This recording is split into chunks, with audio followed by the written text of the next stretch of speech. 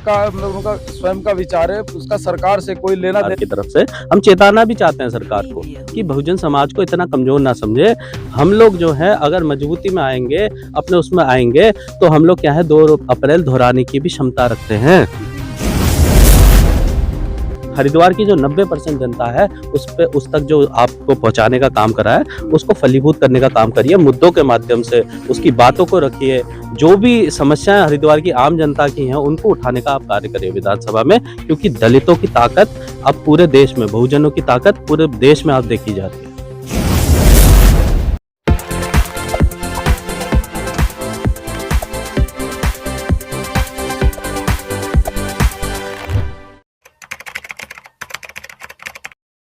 वो इसलिए आन पड़ी है क्योंकि आप देख रहे हैं कि किस प्रकार एक प्रधानमंत्री के आर्थिक सलाहकार विवेक डोबराय जैसे लोग इस तरीके का, मैं कहता हूँ, निंदनीय बयान देते हैं कि इस देश के संविधान को खत्म कर देना चाहिए, इसकी जरूरत नहीं है। तो साथियों, वो आर्थिक सलाहकार जो आर्थिक नीतियों में डायरेक्ट प्रधानमंत्री से कनेक्टेड रहते हैं, तो हम तो इसे मानते हैं कि प्रधानमंत्री की तरफ से भले उन्होंने किनारा कर दिया हो इस भाषण से, मगर मैं आपसे कहूंगा कि मैं मानता हूं कि प्रधानमंत्री की तरफ से ही जवाब है जनता के लिए कि इस देश के संविधान पे आँच आ चुकी है और इस देश के संविधान पे आज खतरा महसूस हो रहा है।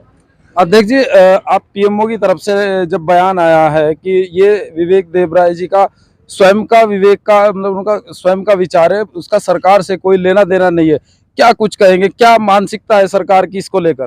देखिए, मैं मानता हूं कि पीएमओ ने इसमें सफाई दी है और उसका स्वागत भी हम करते हैं, मगर देखिए, प्रधानमंत्री का आर्थिक सलाहकार जी एक बहुत बड़ी पोस्ट है और इस तरीके का बयान जो आया है, मैं मानता हूं कि वो बहुत अति विशेष गंभीर है। वो बहुजन समाज जो संविधान से वास्ता रखता है, वो बहुजन समाज जो संविधान के आश्रय है, जिसने हजारों साल की गुलामी झेली है, छुआछूत झेली है, जातिवाद झेला है, वो संविधान के बदौलत ही आज उसको क्या है, नागरिकता का आधार मिला है, वोट का अधिकार मिला है, right to freedom of speech मिले हैं, इतने सारे प्रावधान मिले हैं। तो वो एक, अगर कह भी दें कि वो अपना पल्ला झाड़ रहे हैं, तो मगर देखिए, ये जनता के लिए एक विशेष मुद्दा है। और देखिए, जैसे हम पहले देखे आए हैं, मैंने एक 7 दिन की भूख हड़ताल भी करी थी। जो हमारे मुद्दे थे वो अति विशेष थे कि पदोन्नति में आरक्षण लागू होना चाहिए दोबारा से। जो आप देखिए, उत्तराखंड को एक लैबोरेटरी के रूप में प्रायोजित किया गया और सबसे पहले हमारे देश में जो खत्म करने का काम किया पदोन्नति में आरक्षण, वो उत्तराखंड स्टेट में ही किया गया। इसकी शुरुआत उत्तराखंड स्टेट से हुई है। तो मैं मानता हूँ कि उत्तराखंड स्टेट की जो भूमिका रही है पूरे देश की राजनीति में, वो हावी है और हम चाहते हैं कि उत्तराखंड जो पदोन्नति में आरक्षण है उसको बहाल जो है वो पहले उत्तराखंड से ही किया जाए। अध्यक्ष जी, एक 2017 में अनंत हेगड़े जी थे, बतौर मंत्री थे भारतीय जनता पार्टी में, उनका भी एक बयान आया था कि हम संविधान को बदल देंगे, और अब 2024 का आगामी चुनाव आने वाला, इस तरह का बयान आना, आपको क्या लगता है भारतीय जनता पार्टी को कोई फायदा पहुंचने वाला है इससे?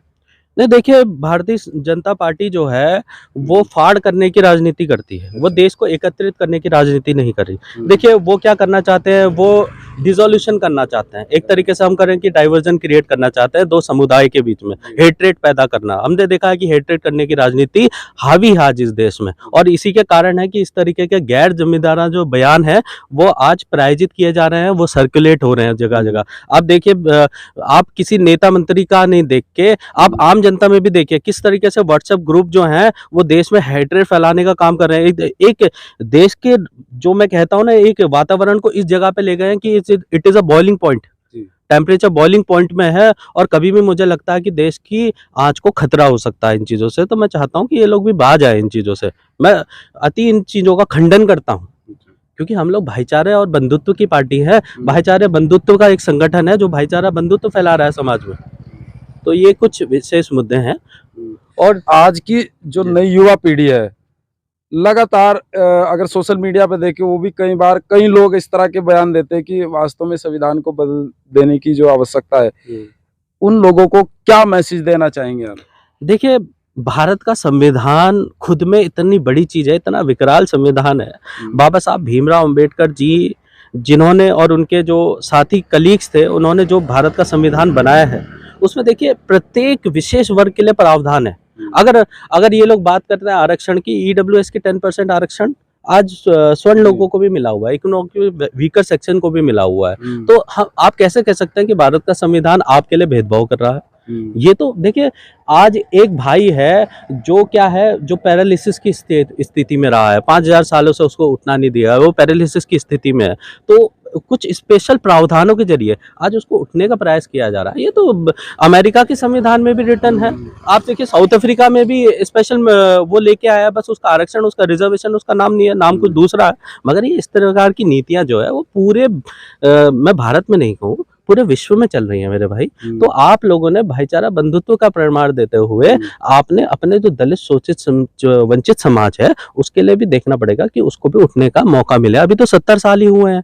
अब जैसे जैसे हमारा संविधान और ये सब चीज हम एक ही कैटेगरी में आ जाएंगे, ये जो जातिवाद का जो दंश है हमारे बीच में, ये खत्म हो जाएगा, भेदभाव का दंश खत्म हो जाएगा, तो देखिए हमारा भारत जो है सुदृढ़ संपन्न बनेगा। और हम तो उसी की कल्पना करते हैं और उसी के लिए समाज में लड़ाई लड़ रहे हैं।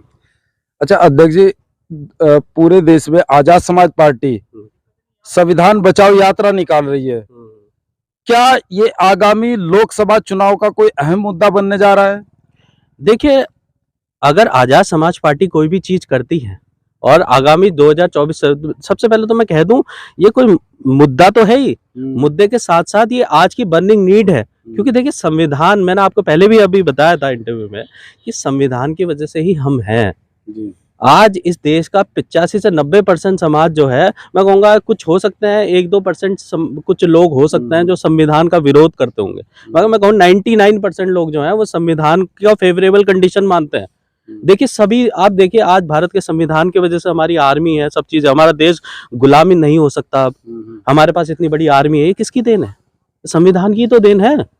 और हमारे देश के लोगों को समझना पड़ेगा कि संविधान सभी के लिए काम कर रहा है, और इसका प्रमाण तो आप देख ही रहे हैं। आज हर जो वर्ग है वो आगे चल के आ रहा है। 70 साल में जो 2000 सालों में ना हो पाया, 5000 सालों में ना हो पाया, आज वो अखंड भारत की जो कल्पना हमने करी थी, समृद्ध भारत की जो कल्पना करी थी, वो 70 साल में ही इतनी जल्दी पूरी होने लगी है। अच्छा। तो इससे बड़ा और क्या प्रमाण हो सकता है किसी देश के संविधान का कि वो कितना कैपेबल है। आप जो मुहिम चला रहे उत्तराखंड प्रदेश में, क्या चंद्रशेखर आजाद रावण जी से इस विषय में कोई बातचीत हुई कि किस तरीके से मुहिम को चलाना चाहिए? देखिए, हमारे एडवोकेट चंद्रशेखर आजाद जी हमारे राष्ट्रीय नेता हैं, और राष्ट्रीय नेता के आदेश पे ही हम लोग काम करते हैं। और पहले भी उन्होंने आदेश दिया है कि कार्तिक, हम लोगों ने समाज में जो है, जो भय का माहौल है उसे खत्म करना है, और भय का माहौल खत्म करने का काम कौन कर रहा है? वो संविधान कर रहा है। और संविधान ही हमारी सबसे बड़ी पूंजी है, हमारे देश की शान है, हमारी आन शान है। उसके लिए हम अपने प्राण भी न्यौछावर कर दें वो भी कम है। अभी इस मुहिम को लेकर जैसे आप 25 तारीख में आंदोलन की आपने घोषणा की है, किन किन जिलों में ये कार्य किया जा रहा है और किन विधानसभाओं में कितना सहयोग मिल रहा है जनता की तरफ से? देखिए, जनता की तरफ से मुझे लगता है कि प्रॉपर सहयोग है। अच्छा। हमें पूरी तरीके से, देखिए, जगह जगह हमारे विधानसभा अध्यक्ष जो हैं, ग्राम अध्यक्ष जो हैं, वो मजबूती से कार्य कर रहे हैं।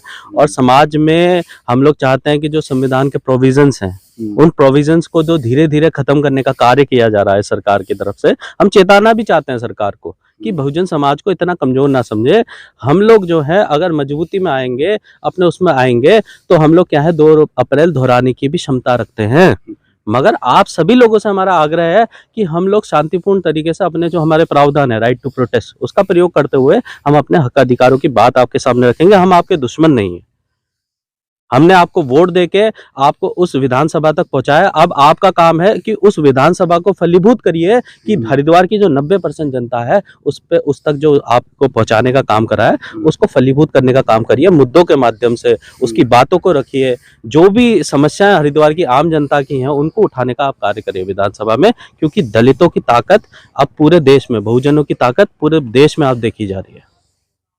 अध्यक्ष जी, आप इस तरह का जो मुहिम चला रहे हैं, समाज में पहुंच रहे हैं, हमारे चैनल के माध्यम से और हमारे दर्शकों को क्या संदेश देना चाहेंगे कि वो संविधान बचाओ जो मुहिम आप लोग लेकर चल रहे हैं, उनको किस तरीके से प्रेरित करें? जी देखिए, मैं तो यही कहूंगा, जितने हमारे सभी विशेष वर्ग हैं, जितने भी वर्ग हैं इस देश में, वो सभी लोगों को एक ही संदेश है कि ये संविधान है तो भाई हमारी अखंडता है। इस भारत की सबसे सुंदर चीज क्या है? अनेकता में एकता। और उसका ये जो प्रमाण है वो हमारा भारत का संविधान है, और उसको हम लोगों ने बचाना है। और आप लोग जो है इस मुहिम में आइए, कोई भी विशेष वर्ग के साथ बैर है उसको भुला के आप लोगों को उतरना है सड़कों पे, क्योंकि आज संविधान पे खतरे की बात है, तो हमें आगे आना पड़ेगा, उसके प्रोविजंस को बचाना पड़ेगा। और आप लोगों को मेरा सभी को क्रांतिकारी जय भीम, बहुत बहुत धन्यवाद। तो हमारे साथ प्रदेश अध्यक्ष आजाद समाज पार्टी वो संविधान बचाओ मुहिम को लेकर प्रदेश में एक आयोजन रैली यात्रा निकालने जा रहे हैं। बने रहिए भविष्य भारत का डिजिटल प्लेटफॉर्म।